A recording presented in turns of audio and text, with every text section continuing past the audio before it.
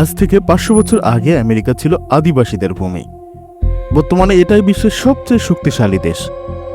ধ্বংস, দাসপ্রথা, যুদ্ধ আর এক ভয়ঙ্কর কৌশলের ইতিহাস। আসুন জানি একসাথে। 1492 সালের আগে আমেরিকা ছিল কোটি কোটি মানুষের আবাসভূমি। উত্তর, মধ্য ও দক্ষিণ আমেরিকা জুড়ে বিস্তৃত ছিল অসংখ্য সভ্যতা। কেউ ছিল শিকারী, কেউ কৃষক, আবার কেউ গড়ে তুলেছিল বিশাল নগর সভ্যতা।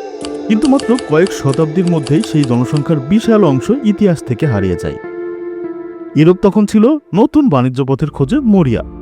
তারই ধারাবাহিকতায় 1492 সালের 3 আগস্ট স্পেনের রানী ইসাবেলা I এবং রাজা ফার্দিন্যান্ড II অব আরাগনের অর্থায়নে কলম্বাস 3টি জাহাজ নিয়ে যাত্রা শুরু করে।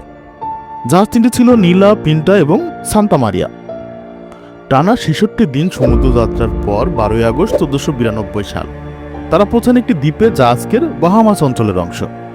কলম্বাস ভেবেছিলেন তিনি এশিয়ায় পৌঁছেছেন, তাই স্থানীয় মানুষদের তিনি ইন্ডিয়ান নামে ডাকেন। ইউরোপীয়দের আগমনের পর সবচেয়ে ভয়াবহ আঘাত আসে রোগের মাধ্যমে। তারা নিয়ে আসে গুটি বসন্ত, হাম, ইনফ্লুয়েঞ্জা ও টাইফসের মতো রোগ। আমেরিকার আদিবাসীদের শরীরে এসব রোগের বিরুদ্ধে কোনো প্রাকৃতিক প্রতিরোধ ক্ষমতা ছিল না, যার ফলে অনেক অঞ্চলে জনসংখ্যার 50% থেকে 90% পর্যন্ত কমে যায়। শুধু রোগ নয়, সশস্ত্র দখলও ছিল বেশ। ইউরোপীয়দের ছিল উন্নত অস্ত্র, ঘোড়া, আগ্নেয়াস্ত্র, যা আদিবাসীদের একে একে দখল করে উপনিবেশ তৈরি করে। একটি উল্লেখযোগ্য বিষয় ছিল স্পেনীয় উপনিবেশগুলোতে।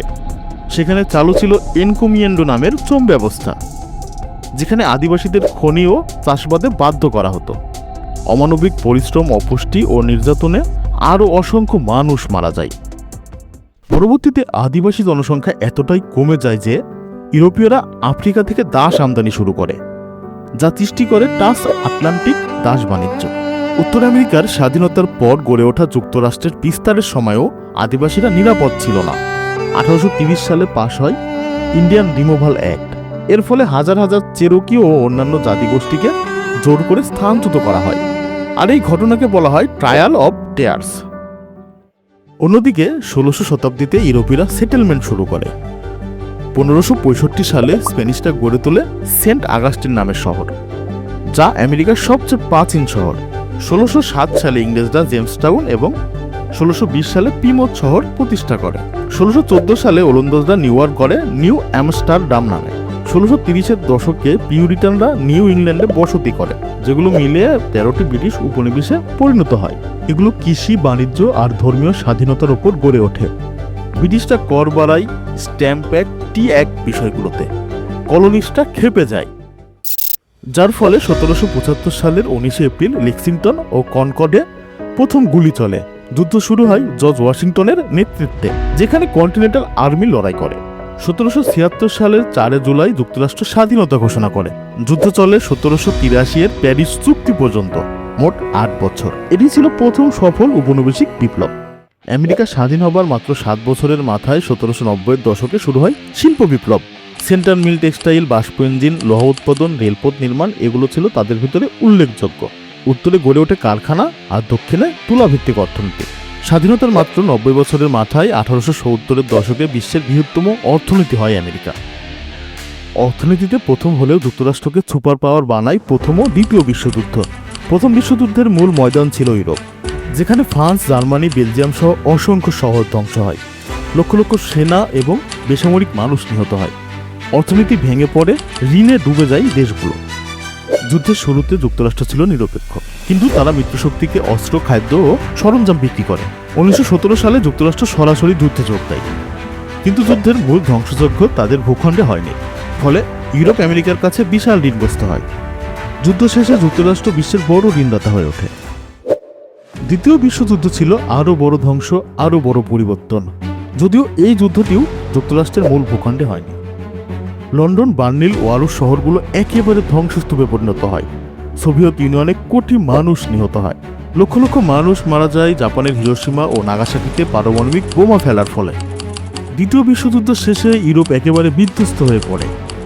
অপরদিকে যুক্তরাষ্ট্রের শিল্প কারখানা থাকে একেবারে অক্ষত। বিশ্ব স্বর্ণ মজুদের বড় অংশ আমেরিকার হাতে চলে যায়। ইউরোপকে $13 বিলিয়ন দিয়ে যুক্তরাষ্ট্র প্রভাব বিস্তার করে। একটি মার্শাল প্ল্যানের মাধ্যমে তারা ন্যাটো বানায় এবং ডলারকে বিশ্বমুদ্রা হিসাবে প্রতিষ্ঠিত করে। একই সাথে তারা বিশ্বব্যাংক এবং IMF প্রতিষ্ঠা করে। অর্থনীতির সাথে সাথে সামরিক শক্তির শীর্ষে উঠে আসে পারমাণবিক বোমা বানিয়ে, অর্থাৎ যুদ্ধের ধ্বংসস্তূপের মাঝেই যুক্তরাষ্ট্র হয়ে ওঠে বিশ্বের প্রধান অর্থনৈতিক ও সামরিক শক্তি। পরবর্তীতে সোভিয়েত ইউনিয়ন ভেঙে যায় 1991 সালে, আর আমেরিকা থেকে যায় একমাত্র সুপার পাওয়ার হিসাবে। ফলে আজ 75টি দেশে 750-এর অধিক সামরিক ঘাঁটি করে আছে আমেরিকা। তারা কোনো দেশ দখল করে না, তবে তারা বিশ্ব নিয়ন্ত্রণ করে। এটি শুধু যুদ্ধের ফল নয়, বরং দীর্ঘমেয়াদী পরিকল্পনা, অর্থনৈতিক নীতি ও কৌশলগত সিদ্ধান্তের সমষ্টি। অন্যদিকে অধিবাসনে মেধা আকর্ষণ, প্রযুক্তি কেন্দ্র গঠন, সাংস্কৃতিক বিস্তার, এই দীর্ঘমেয়াদী নীতিগুলো আমেরিকাকে বুদ্ধিভিত্তিক ও সাংস্কৃতিক সুপার পাওয়ার বানিয়েছে। যার বড় একটি উদাহরণ অ্যালবার্ট আইনস্টাইন। তিনি নাৎসি জার্মানি ছেড়ে আমেরিকায় আসেন। তারা মেধাবীদের অর্থের প্রভাবে চাপা দেয়নি, তারা রাজনৈতিক ক্ষমতাকে কখনো নিজের মনে করেনি। সংবিধান স্থিতিশীল, তাদের নীতি অটল। দুর্নীতি কথার সাথে তাদের অনেকখানি তেলে বেগুন সম্পর্ক। তাই আমাদের দেশেরও হাজার হাজার মেধাবী ছুটছে তাদের দিকে। কিন্তু এটাও সত্য, এই শক্তির পেছনে রয়েছে গভীর মানবিক মূল্য, আদিবাসীদের ধ্বংস, দাসপ্রথা, বৈষম্য, যুদ্ধ। ইতিহাসের শক্তি ও অন্ধকার, এই দুই দিক না বুঝলে কোনো সুপার পাওয়ারের গল্প পূর্ণ হয় না। ভিডিওটি ভালো লাগলে পুরস্কৃত করবেন সাবস্ক্রাইব করে, খারাপ লাগলে সমালোচনা করবেন কমেন্টে। ধন্যবাদ।